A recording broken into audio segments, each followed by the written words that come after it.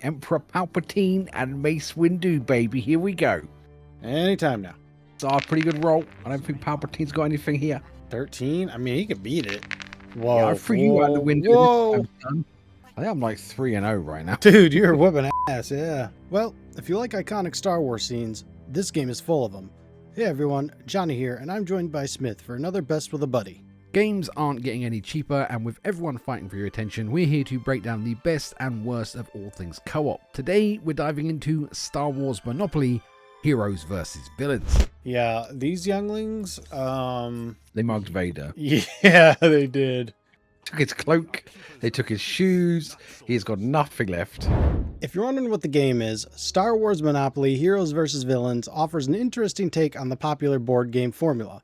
Instead of focusing entirely on monetary victory, two teams of 2v2 or 3v3, Heroes vs. Villains, fight for victory through influence points with powerful goal events that trigger each time you pass go. Featuring dozens of characters and locations from throughout the Star Wars universe, complete with cutscenes of iconic encounters and events, it offers an easy pick up and play Monopoly experience for fans of all ages.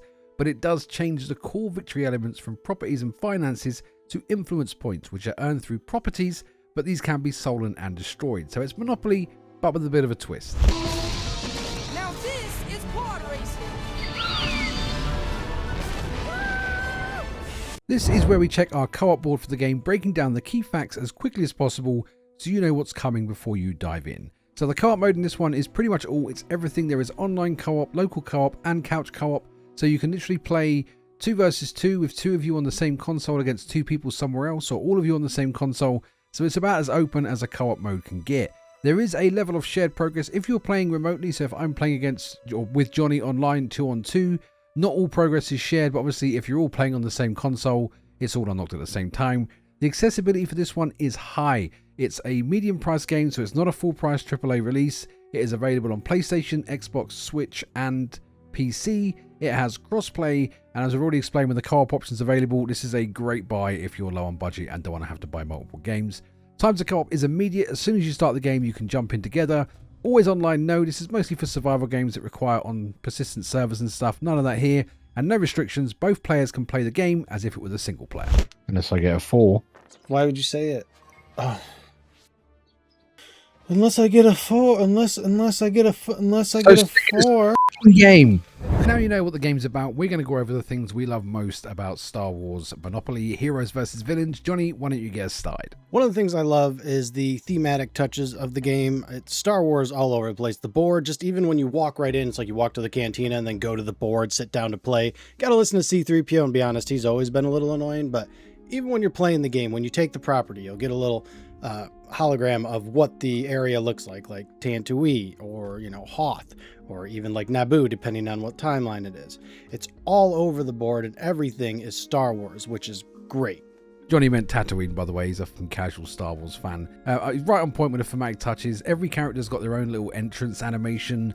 The way they walk around the board is unique. And even when you're doing the combat and there's like a little space cutscene of fighting, it shows a backdrop of the planet which the properties you're on are located. So it stinks of Star Wars the whole way through, and it's really well done.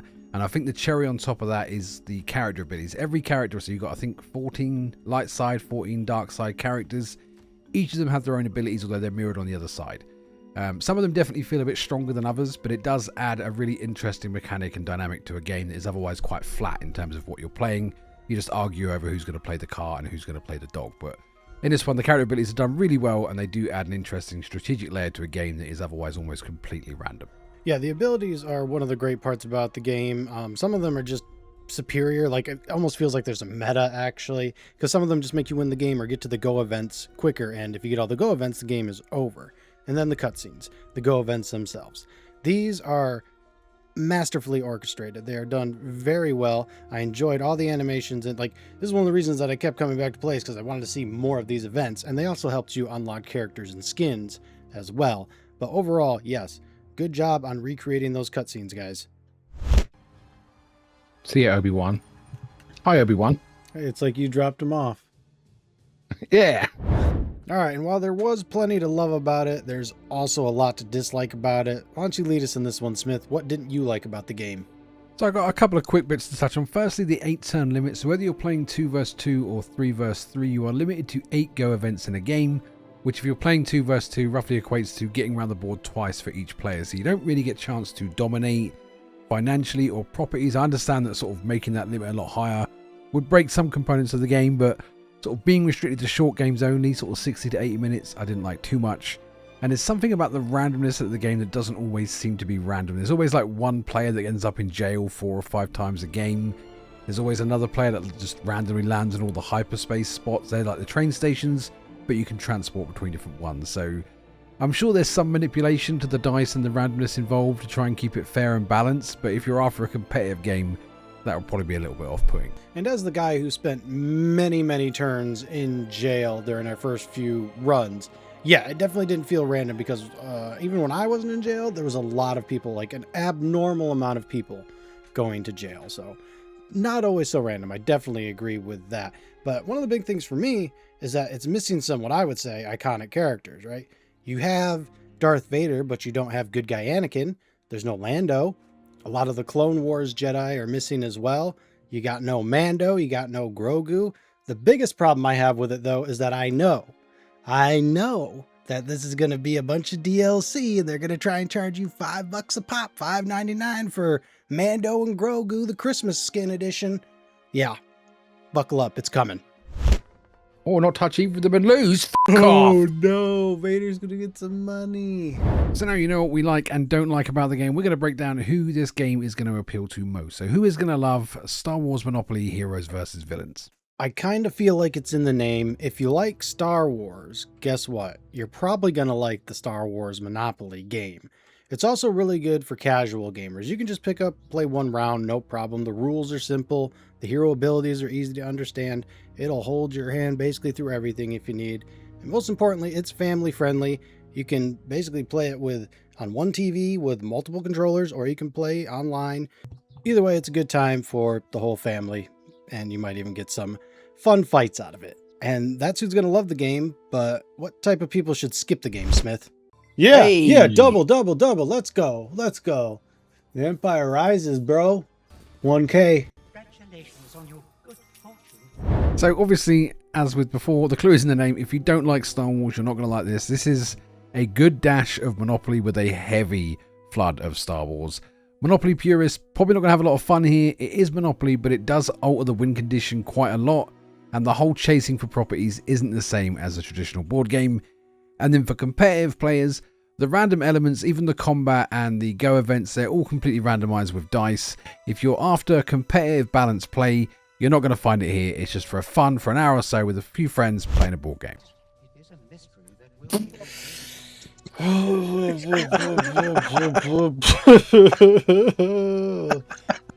So that's breaking down those who will love the game and those who should skip. So it's time to move on to our own scores. Johnny, how much fun did you have in Star Wars Monopoly? For me, this is going to be another easy A. This is one of those games that comes in at the perfect price of $30, where you might just play 1 hour a night, but you're going to get so many nights out of it. It's just something that you can pick up and play. Even if you don't have a family, just have people come over. You can play online. There is some strategy to it. Just don't look to go too hardcore into it. And I think most people are going to enjoy this, with the exception of the guys who really like base Monopoly. Yeah, I think for me, A is bang on as well. I love the accessibility of this. It's not a full price title, and the ability to play couch co-op online, so you can have 3 versus 3 of your people in your household all on one copy using the same controller or using your own controllers. It just makes it a perfect sort of long distance family game or long distance friend night game that we don't really get a lot of these days, and the Star Wars details are done with real passion. So a lot of fun with this game. I wouldn't play it too hardcore. Once a week, twice a week, you're going to get a good time out. But if you go too much, you'll start to sort of struggle with it a little bit, but a good time. All right, that will do it for this episode of Best with a Buddy. If you liked what you saw and got what you needed, like, comment, subscribe. We'll see you guys in the next video. Later, Gators. If you guys have any suggestions on games we should hit up next, make sure to post a comment below. But thanks for watching, and I'll see you in the next one.